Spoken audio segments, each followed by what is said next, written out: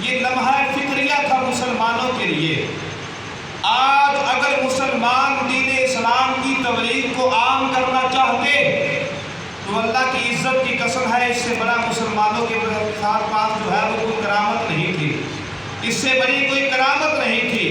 56 ملک ہیں اسلامی، آج کرونا کے نام پر مسجدیں بند ہو رہی ہیں، آج کرونا کے نام پر مدارس کو بند کیا جا رہا ہے، آج کرونا کے نام پر جو ہے وہ درباروں کو بند کیا جا رہا ہے، آج کرونا کے نام پر مسجد تو مسجد رہی، مدرسہ تو مدرسہ رہا، ارے دربار تو دربار رہے، دونوں جہانوں کے سردار محمد مصطفیٰ کے روضے کو بھی بند کرنے کی کوشش کی جا رہی ہے۔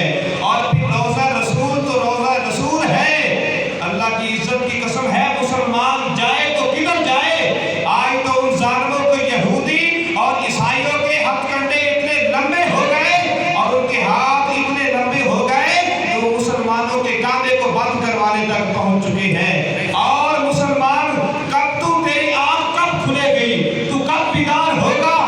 وہ تو جو ہے وہ بیت اللہ تک پہنچ گئے اور گنبد خضرا تک پہنچ گئے۔ آج یہ مسلمانوں کے پاس یہ ایک بہت بڑی طاقت تھی، جب سارا کفر یہودی عیسائی ہندو کرونا کے نام سے ڈر رہے تھے، اور اگر 56 ملکوں کے حکمران مل کر ایک کانفرنس بلاتے اور اعلان کرتے ہم دعویٰ کرتے ہیں جو کرونا سے ڈرتا ہے وہ اپنے ملک سے ہم اس کو فری ویزا دیتے ہیں اور وہ سیدھا بیت اللہ شریف کا طواف کرے اور رسول اللہ کا کلمہ پڑھ کر وہ مسلمان ہو جائے، ہم دعویٰ کرتے ہیں کرونا اس کا کچھ نہیں بگاڑ سکتا۔